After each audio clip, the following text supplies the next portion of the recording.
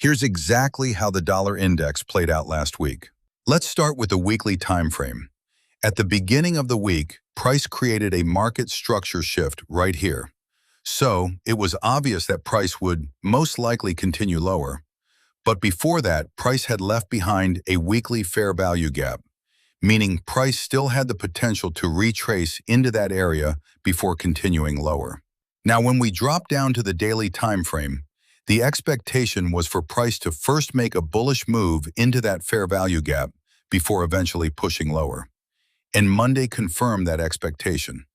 Here you can see price gave us a bullish day on Monday, clearly suggesting that price would most likely move into the fair value gap.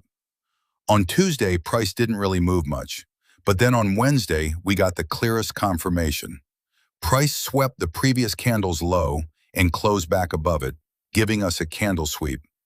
That made it very likely that price would continue into the weekly fair value gap. Then on Thursday, price finally tapped into the weekly fair value gap. And look at the kind of candle price printed. Immediately after tapping into the fair value gap, we got a clear rejection. But that wasn't the only thing. Price also swept the previous candle's high and closed back below it, giving us another candle sweep.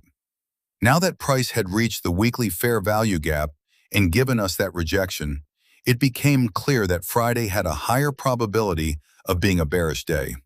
And as you can see, price did exactly that. Now looking at next week, what I'll be expecting is for these equal lows to potentially get taken out.